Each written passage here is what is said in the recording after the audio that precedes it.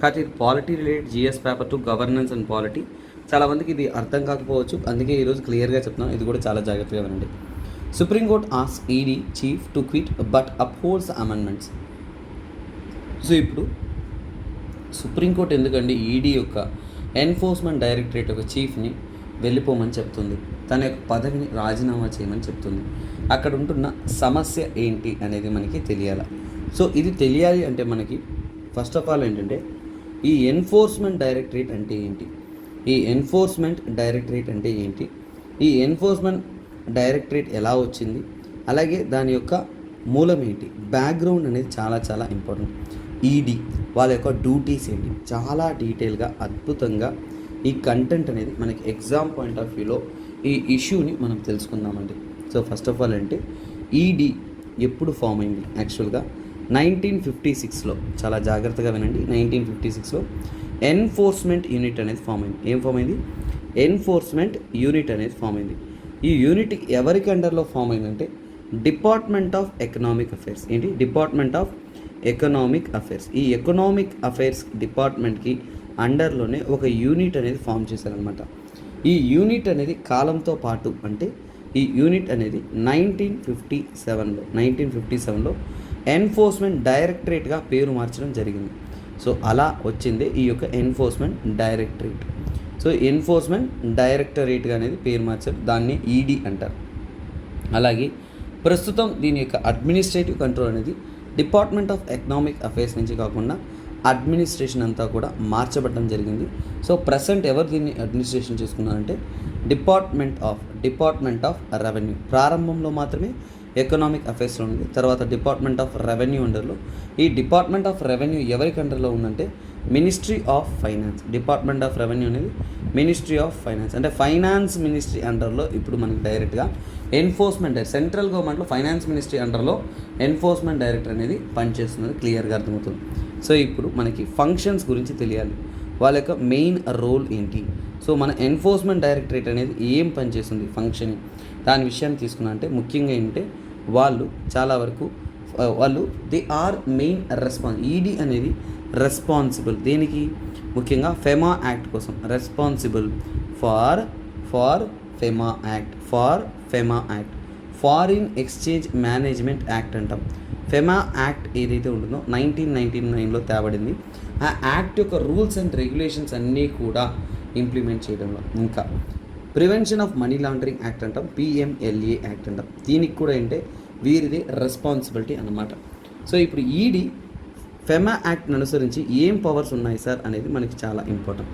ఏం పవర్స్ ఉన్నాయంటే first of all ఏంటంటే ఫెమా యాక్ట్ని అనుసరించి ఏంటంటే ఇప్పుడు ఎవరైనా కానీ కల్ప్రిట్స్ ఉన్నారంటే ఎనీబడి ఫౌండ్ గిల్టీ, ఏదైనా తప్పు చేశారు అంటే ఈ యొక్క ఎకనామిక్ అంటే ఫెమా యాక్ట్లో మిస్టేక్స్ ఏదైనా చేశారు అన్నప్పుడు ఈడీకి ఏంటంటే సో ఖచ్చితంగా ఏంటంటే అటాచ్ దేర్ అసెట్స్, అంటే వాళ్ళ ఆస్తులన్నీ కూడా గవర్నమెంట్తో విలీనం చేయాల్సిన అటాచ్ ద అసెట్స్ అనమాట. వాళ్ళ ఆస్తులు ఏవైతే ఉన్నాయో అవి విలీనం, అంటే ఫౌండ్ గిల్టీ ఏదైనా కానీ ఫెమా యాక్ట్ అండర్లో ఏ యొక్క యాక్ట్ అండర్లో ఫెమా యాక్ట్ అండర్లో గిల్టీగా ఉన్నారంటే ఏదైనా తప్పు చేశారని ప్రూవ్ అయితే వాళ్ళ ఆస్తులంతా కూడా ఏంటంటే జప్తీ చేయడం జరుగుతుంది.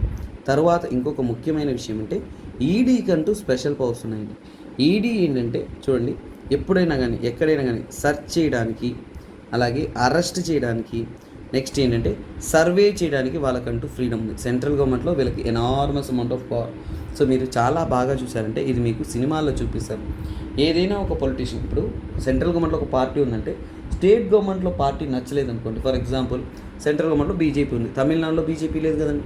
ఇప్పుడు ఎన్ఫోర్స్మెంట్ డైరెక్టరేట్ వెంటనే తమిళనాడులో ఉన్న చీఫ్ ఆఫీషియల్స్ అందరినీ కూడా రైడ్ చేస్తుంది. అలాగే ఇలాంటివన్నీ కూడా చాలా వరకు కామన్గా పొలిటికల్ టూల్గా అనేది మనం చూడొచ్చు. But don't get in to political tools, just మనం చెప్తున్నాను ఉదాహరణ అంతే. తర్వాత నెక్స్ట్ అపాయింట్మెంట్ తీసుకున్నామంటే ఈ యొక్క ఎన్ఫోర్స్మెంట్ డైరెక్టరేట్ అపాయింట్మెంట్స్ అనేది ఎలా జరుగుతుంది, సో దాని యొక్క చీఫ్ కానీ హెడ్ అనేది ఎలా అపాయింట్ చేస్తారంటే ఖచ్చితంగా అంటే సెంట్రల్ గవర్నమెంటే వీళ్ళని అపాయింట్ చేస్తారు. ఎవరు అపాయింట్ చేస్తారు? సెంట్రల్ గవర్నమెంట్ అపాయింట్ చేస్తారు. సెంట్రల్ గవర్నమెంట్లో అపాయింట్ చేయడానికి ఎలా అపాయింట్ చేస్తారంటే దానికోసం ఏంటంటే సో ఒక కమిటీ అనేది ఉంటుంది. సో ఏంటి వీళ్ళ అపాయింట్మెంట్కి ఏంటంటే ఒక కమిటీ, అంటే ఎవరిని అపాయింట్ చేయాలి అనేది ఒక కమిటీ అనేది ఉంటుంది. ఈ కమిటీలో ఎవరెవరు ఉంటారు అనేది మనకి ఇంపార్టెంట్ అనమాట. సో చైర్ అంటే హెడ్, చైర్పర్సన్గా ఎవరు ఉంటారంటే ఖచ్చితంగా ఏంటంటే సివిసి సెంట్రల్ విజిలెన్స్ కమిషనర్ అనే ఉంటారు. అంటే తర్వాత మెంబర్స్ అని ఎవరంటారంటే vigilance commissioner, central vigilance head commissioner ఉంటారు. అలాగే మిగతా ఇద్దరు విజిలెన్స్ కమిషనర్స్ ఎవరైతే ఉంటారో ఆ కమిషనర్స్ కూడా ఉంటారు. తర్వాత ఏంటంటే హోమ్ సెక్రటరీ ఉంటారు. హోమ్ సెక్రటరీ ఎవరైతే ఉన్నారో ఆ హోమ్ సెక్రటరీ ఉంటారు ఆ యొక్క కమిటీలో. తర్వాత ఏంటంటే department secretary of department of personal affairs అంటాం. సో సెక్రటరీ ఆఫ్ డిఓపిటి ఉంటారు. తర్వాత ఏంటంటే నెక్స్ట్ అంటే రెవెన్యూ సెక్రటరీ ఉంటారు. సో వీళ్ళంతా కలగలిసి ఏంటంటే రికమెండేషన్ చేస్తే వారు అపాయింట్ చేసేదే ఈ యొక్క సో కాల్డ్ మనం చూస్తున్న ఈడీ యొక్క హెడ్ అనమాట. సో ఇప్పుడు ప్రస్తుతం సమస్య ఏంటి అంటే ఈ ఈడీ హెడ్ ఎవరైతే ఉన్నారో వాళ్ళ యొక్క అపాయింట్మెంట్ కానీ వాళ్ళ యొక్క టెన్యూర్ ఎక్స్టెన్షన్ అనేది తప్పు, వాళ్ళు పదవి నుంచి తప్పుకోవాలి అనేది సుప్రీంకోర్టు అనేది ఇచ్చింది. సుప్రీంకోర్టు చెప్పేంత సమస్య ఏమొచ్చింది అంటే ఎక్స్టెన్షన్ ఆఫ్ టెన్యూర్ మీద సమస్య వచ్చింది. అంటే వారి కాలం ఎంత కాలం ఉంటుంది దానికంటే ఎక్కువ. సో దానికి అర్థం చేసుకోవడానికి అంటే ఇప్పుడు ఇవన్నీ చదివారు కదా, ఈ ఎన్ఫోర్స్మెంట్ డైరెక్టరేట్ యొక్క కాలం ఏంటి, సో దీని యొక్క చీఫ్ యొక్క కాలం అంటే టెన్యూర్ అంటే ఏంటి, ఎంతకాలం పదవిలో ఉంటారు. టెన్యూర్ వచ్చేసి 2 years మాత్రమే. అంటే వాళ్ళు పదవిలో ఉండే కాలం ఏంటి 2 years అన్నమాట. సో 2 years పదవిలో ఉండేది ఎందుకు ఇక్కడ సమస్యగా మారింది అంటే ఫస్ట్ ఆఫ్ ఆల్ అంటే ప్రస్తుతం ఈడీ యొక్క డైరెక్టర్ ఎవరో తెలుసుకోండి, తర్వాత మీ ఆన్సర్ అనేది అర్థమవుతుంది. ఈడీ యొక్క డైరెక్టర్, సో ఇది ఒకసారిగా మనము జూమ్ చేసి సింపుల్గా అనేది రాస్తాము. సో ఇదంతా ఒక ఫ్లోలో తెలుసుకోవాలి. సో అలా ED director, so ED directors కాదు, సో అందువల్ల అరేంజ్ దిస్ ఎస్. సో డైరెక్టర్ ఎవరంటే మిశ్రా. సో ప్రస్తుతం ఎవరు, మిశ్రా అనే అతను డైరెక్టర్ అనమాట. సో ఈ మిశ్రా అనే అతన్ని ఎప్పుడు డైరెక్టర్గా అపాయింట్ చేశారు అనేది మనం తెలుసుకుందాం. సో ఈ ప్రస్తుతం ఉంటున్న మిశ్రా వచ్చేసి అంటే 2018 నవంబర్లో అనేది ఇతన్ని సో డైరెక్టర్ అనేది అపాయింట్ చేశారు. సో అప్పుడు ఏంటంటే తన యొక్క అపాయింట్మెంట్ అనేది అయ్యింది. సో ఇక్కడ వరకు ఏంటి మనకు క్లారిటీగా ఉంది. కాకపోతే సమస్య ఎక్కడ వచ్చిందంటే సో తన కాలం ఏంటి 2 years మాత్రమే. అంటే 2 years కంటే ఏంటి 2 years అంటే ఎప్పటిదాకా, నవంబర్ 2020 దాకా, అంతకాలం మాత్రమే ఏంటి తను పదవిలో ఉండాలి. కాకపోతే ఇక్కడ ఏం చేసిందంటే ఈ 2020లో ఏంటంటే ప్రెసిడెంట్ ఆర్డర్ అనేది వచ్చిందనమాట. అంటే 2020లో ఈ టైంలో అంటే ప్రెసిడెంట్ వచ్చేసి ఒక ఆర్డర్ ఇచ్చారు. ప్రెసిడెంట్ వచ్చేసి ఆర్డర్ అనేది పాస్ చేశారు. ఆర్డర్ పాస్ చేసిన దాంట్లో ఏంటంటే 1 year ఎక్స్టెన్షన్, అంటే తన యొక్క టెన్యూర్ అనేది 1 year ఎక్స్టెన్షన్ అనేది ఇచ్చారు. ఎక్స్టెన్షన్ అంటే ఏంటి, ఇంకొక సంవత్సరం అనేది పొడిగింపు. అంటే ఏంటి, నవంబర్ 2020 అంతా కూడా తను వెళ్ళిపోవాల్సింది, తన డ్యూటీ కాలం అయిపోయి వెళ్ళిపోవాల్సింది 1 year ఎక్స్టెన్షన్ అనేది చేశారు. సో ఇక్కడ దాకా ఒక సీట్. సో ఇప్పుడు ఎక్స్టెన్షన్ చేసిన తర్వాత ఈ ఎక్స్టెన్షన్ని ఖచ్చితంగా ఛాలెంజ్ చేస్తారు కానీ ఈ ఎక్స్టెన్షన్ అనేది ఏమవుతుందంటే so it is challenged in court. ఈ ఎక్స్టెన్షన్ ఏదైతే ఉంటుందో సో అది ఏంటంటే ఛాలెంజ్డ్ ఇన్ కోర్ట్. ఈ ఎక్స్టెన్షన్ వచ్చేసి కోర్టులో ఛాలెంజ్ అనేది చేస్తారు, challenged in supreme court. So ఇప్పుడు ఏంటి, ఇలా ఎక్స్టెండ్ చేయడం న్యాయమేనా, కరెక్ట్ కాదు కదా అని సుప్రీంకోర్టుకి ఛాలెంజ్ చేస్తారు. ఛాలెంజ్ చేసేదేమో ఒక ఎన్జిఓ, వారి పేరు ఏంటంటే కామన్ కాజ్. ఏంటి వాళ్ళ పేరు, కామన్ కాజ్ అనమాట. ఈ కామన్ కాజ్ వారు ఎన్జిఓతో రైజ్ చేసినప్పుడు అక్కడ ఏంటంటే ఆ కేసు ఎప్పుడు వేస్తారంటే సెప్టెంబర్ 2021లో వేస్తారు. ఈ కేసు ఎప్పుడు వచ్చింది, సెప్టెంబర్ 2021. ఇంకా అతనికి ఎంతకాలం ఉంది, నవంబర్ 2021 కంతా రిజర్వ్, అంటే ఓన్లీ 2 months మాత్రమే ఉంది. సో 2 months మాత్రమే ఉంది కాబట్టి సో సుప్రీంకోర్టు ఏం చెప్పిందంటే సో ఇక్కడ నుంచి ఏంటంటే అలో చేసింది. సుప్రీంకోర్టు అంటే మధ్యలో ఎందుకు ఆపడం, ఇంకో 2 months మాత్రమే ఉంది కదా వదిలేయండి అనే విధంగా. బట్ సుప్రీంకోర్టు ఒక క్లియర్గా చెప్పింది. సో క్లియర్గా ఏం చెప్పిందంటే నో ఫర్దర్ ఎక్స్టెన్షన్. ఈసారి అయితే ఎక్స్టెండ్ చేశారు కానీ ఇంకా ఫర్దర్గా ఎక్స్టెన్షన్ లేదు, నో ఫర్దర్ ఎక్స్టెన్షన్ అనేది క్లియర్గా అనేది సుప్రీంకోర్టు చెప్పేశారు. అంటే 2 months ఎక్స్టెండ్ చేశారు, ఇంకా 1 year ఎక్స్టెండ్ చేశారు, ఇంకా 2 months మాత్రమే రిమైనింగ్. అంటే ఇక మిగిలింది 2 months మాత్రమే ఏంటి రిమైనింగ్. కాబట్టి ఈ 2 నెలలకు ఎందుకు కాంప్లెక్సిటీ అనేసి వాళ్ళు వదిలేశారనమాట, సుప్రీంకోర్టు వదిలేసింది. తర్వాత ఇప్పుడు ఏం జరిగిందంటే సో ఇది ఇలా స్టోరీ కొనసాగుతూ ఉంటే మళ్ళీ ఏంటంటే ఈ యొక్క గవర్నమెంట్ ఏదైతే ప్రస్తుతం ఉంటున్న గవర్నమెంట్ ఏదైతే ఉందో డిసెంబర్ 2021లో ఏంటంటే కొత్త అమెండ్మెంట్స్ అనేది తీసుకొచ్చారు. ఏం తీసుకొచ్చారు, అమెండ్మెంట్స్ అనేది తీసుకొచ్చారు. అంటే ఏంటి, పార్లమెంట్లో కొన్ని యాక్ట్స్, అంటే పార్లమెంట్లో కొన్ని మార్పులు అనేది తీసుకొచ్చారు. అమెండ్మెంట్స్ అంటే ఫస్ట్ ఏంటంటే ఇక్కడ చూడండి, ఇక్కడ ఇంకో సీన్ ఏంటంటే నవంబర్ 2021 ఏంటిది, నవంబర్ 2021 అంతా కూడా ఏంటి తన యొక్క టెన్యూర్ అనేది అయిపోవాలి. సో అంటే టెన్యూర్ అనేది ఏంటి ఎక్స్పైర్ అవుతుంది. ఇలా ఎక్స్పైర్ అవుతున్న సమయంలో ఏమవుతుందంటే నవంబర్ 2021కి సో ప్రెసిడెంట్ నుంచి మళ్ళీ ఒక ఆర్డినెన్స్ వస్తుంది. సో ప్రెసిడెంట్ నుంచి అంటే ఇంకొక ఆర్డినెన్స్ అనేది వస్తుంది. ఈ ఆర్డినెన్స్ ఏంటంటే తన యొక్క కాలాన్ని మళ్ళీ ఎక్స్టెండ్ చేస్తున్నట్టు వస్తుంది. ఇది మళ్ళీ బీపీ వస్తుంది అండి. సుప్రీంకోర్టు చెప్పిన తర్వాత మళ్ళీ నువ్వేంది ఎక్స్టెండ్ చేసేది అనే ఒక ఇష్యూ వస్తుంది కదా. సో ఆ ఇష్యూ రాకుండా ఉండడానికి తెలివిగా గవర్నమెంట్ ఏం చేసిందంటే డిసెంబర్ 2021 ఇంకొక అమెండ్మెంట్ అనేది తీసుకొచ్చారు. ఆ అమెండ్మెంట్ ఏంటంటే సివిసి యాక్ట్, సెంట్రల్ విజిలెన్స్ యాక్ట్కిను 2 అమెండ్మెంట్స్ తీసుకొచ్చారు. సో ఏం అమెండ్మెంట్స్ తీసుకొచ్చారు? 2 అమెండ్మెంట్స్ తీసుకొచ్చారు. ఒకటి సివిసి యాక్ట్కి, ఇంకోటి ఏంటంటే డిఎస్పిఈ యాక్ట్ అంటాం, అంటే ఢిల్లీ స్పెషల్ పోలీస్ యాక్ట్ అని అంటాం. ఈ 2 యాక్ట్స్కి ఏంటంటే అమెండ్మెంట్ అనేది తీసుకొచ్చారనమాట. సో ఈ అమెండ్మెంట్స్ ఎప్పుడు తీసుకొచ్చారంటే డిసెంబర్ 2021లో ఈ అమెండ్మెంట్స్ అనేది తీసుకొచ్చారు. ఈ అమెండ్మెంట్స్ డిసెంబర్ 2021లో తీసుకొస్తూ ఏం చెప్పారనేది ఇక్కడ ఇంపార్టెంట్. సో ఇక్కడ ఏంటంటే సో వాళ్ళు ఏం చెప్పేశారంటే ఈ యొక్క అమెండ్మెంట్ ద్వారా వాళ్ళు చెప్పాలనుకున్న విషయం ఏంటి, సో వాళ్ళ యొక్క అవుట్కమ్ ఏంటి అని మనం చదువుతున్నామంటే సింపుల్ అండి. చూడండి, సిబిఐ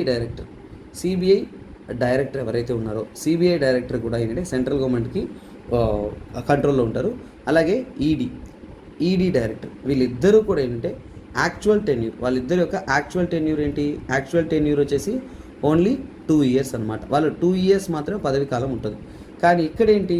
ఎక్స్టెన్షన్. ఈ అమెండ్మెంట్ ఏంటి? ఎక్స్టెన్షన్ అంటే ఏంటి? వాళ్ళ యొక్క పదవి కాలం అనేది 4 yearsకి ఎక్స్టెండ్ చేశారు. అంటే ఏంటి? ఇక నుంచి ఈ యొక్క సెంట్రల్ విజిలెన్స్ కమిషన్ ఎవరైతే ఉన్నారో, so central vigilance commission act ఏదైతే ఉంటుందో ఈ రెండింటిని కూడా 2 బిల్స్గా తీసుకొచ్చేసి పాస్ అనేది చేస్తారు. సో మొత్తానికి ఏంటి? 2 years కంటే ఎక్కువగా, అంటే ఏంటంటే ఇక్కడ 4 years కాదు, చిన్న మిస్టేక్, 4 years కాదు. ఎక్స్టెన్షన్ ఏంటంటే 2 years కంటే ఎక్కువ, 3 years beyond there 2 years 10 years. అంటే ఏంటి? 3 years beyond 2 years, 3 years beyond 2 years. అంటే 2 సంవత్సరాలు కాకుండా వాళ్ళని 3 సంవత్సరాలు కూడా ఉంచే అవకాశం ఉంది అనే విధంగా, అది కూడా ఏంటి? పబ్లిక్ ఇంట్రెస్ట్తో మేము ఇది చేస్తున్నాము అనేది ఎక్స్టెన్షన్ చేశారనమాట. ఇప్పుడు ఎక్కడ కాలాలో అందరికీ కాలుతుంది కదండి.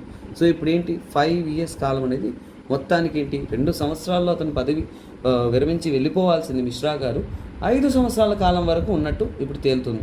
సో ఇప్పుడు ఏంటి? ఇప్పుడు మిశ్రా గారు ఎప్పుడు వెళ్ళిపోయి ఉండాల్సింది? నవంబర్ 2020 ఈ బిల్ పాస్ చేసిన తర్వాత మిశ్రా గారు ఎప్పుడు వెళ్తారు? నవంబర్ 2023. అంటే 2020లో వెళ్ళిపోవాల్సిన వ్యక్తి ఇప్పుడు 2023 వరకు అంటే తన కాలాన్ని ఎక్స్టెండ్ చేసుకున్నాడు. అంటే ఇది ఒక రకంగా తీసుకోవాలంటే గవర్నమెంట్ వచ్చేసి వాళ్ళకి అనుకూలంగా ఎక్స్టెండ్ చేసుకున్నట్టు చెప్తున్నారు. సో ఇప్పుడు మన సుప్రీంకోర్టు ముందు వచ్చిన సమస్య ఏంటి? ఒకటి, అమెండ్మెంట్కి సమాధానం చెప్పాలి. ఏంటి? కాన్స్టిట్యూషన్గా వాళ్ళు తీసుకొచ్చిన అమెండ్మెంట్ ఏదైతే ఉంటుందో దానికి సమాధానం చెప్పాలి. తర్వాత ఏంటి? ఎక్స్టెన్షన్కి సమాధానం చెప్పాలి. 2 విషయాలు. మిశ్రా గారి యొక్క అపాయింట్మెంట్ కదా ఇది. సో ఇప్పుడు సుప్రీంకోర్టు 2 జడ్జిమెంట్స్ ఇచ్చింది, 2 విషయాలు చెప్పింది. మిశ్రా గారి యొక్క రీ ఎక్స్టెన్షన్ ఏదైతే ఉంటుందో అది తప్పు. అంటే తను 2020లో వెళ్ళిపోవాల్సింది, మేమే కదా 1 సంవత్సరం ఉండి వదిలేసాము, మళ్ళీ ఫర్దర్ ఎక్స్టెన్షన్ లేదని సుప్రీంకోర్టు జడ్జిమెంట్ ఇచ్చిందా లేదా? సుప్రీంకోర్టు జడ్జిమెంట్ ఇచ్చిన తర్వాత కూడా ఎలా ఎక్స్టెండ్ చేస్తారు? సో ఎక్స్టెన్షన్ అనేది తప్పు. సుప్రీంకోర్టు ఒకసారి చెప్పిన తర్వాత మీరు ఖచ్చితంగా ఏంటి దాన్ని కన్సిడర్ చేయాల్సిన అవసరం అనేది ఉంది.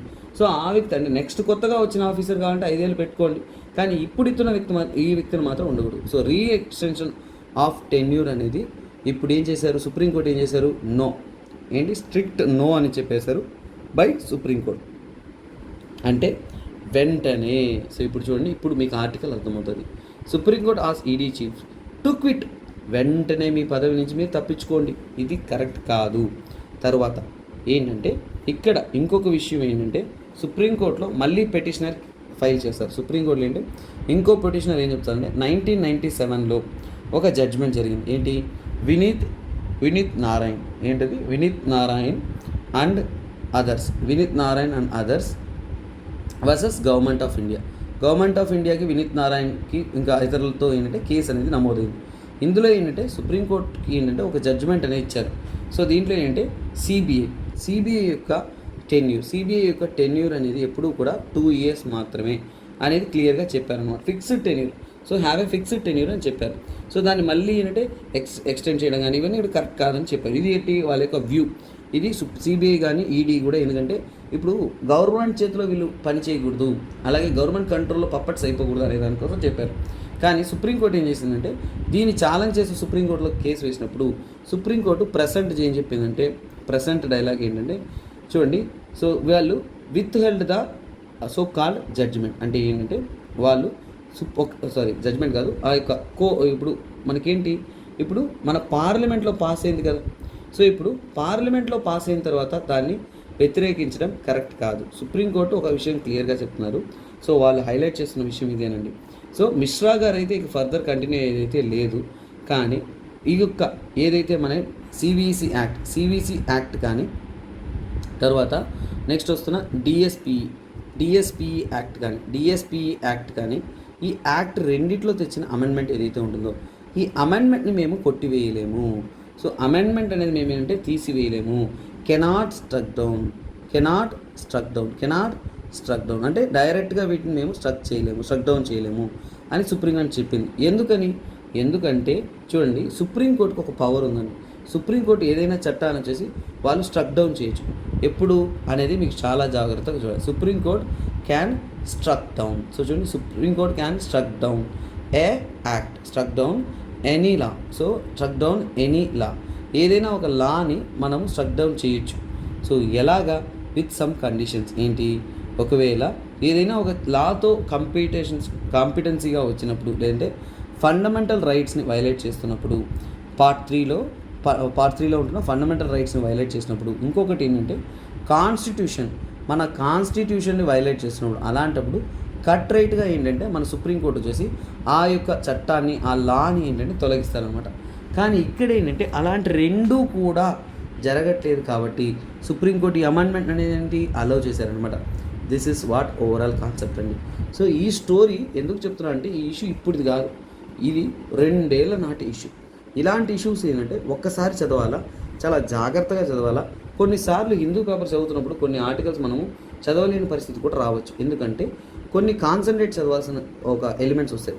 సో ఇప్పుడు కొత్తగా చదువుతున్న స్టూడెంట్స్కి ఈ ఒక్కసారి చదివేశారంటే ఇక్కడ నుంచి సుప్రీంకోర్టుకి ఎన్ఫోర్స్మెంట్ డైరెక్టర్కి మధ్య జరుగుతున్న ఇష్యూస్ ఏవైతే ఉన్నాయో ఇక మీరు మళ్ళీ వెనక నుంచి చదవాల్సిన అవసరం లేదు. జస్ట్ ఆర్టికల్ పైన చదివినా కానీ మీకు అర్థమవుతుంది అనమాట. So this is one technique every student must follow. మీరు కొన్ని ఆర్టికల్స్ అనేది చాలా డీటెయిల్గా బ్యాక్గ్రౌండ్తో చదివేశారంటే ఇక్కడ నుంచి మీకు ఈజీ అనమాట. ఇది చాలా చిన్న ఆర్టికల్ అనుకుంటున్నారు, కానీ ఇది 2 సంవత్సరాల గొడవ ఇది.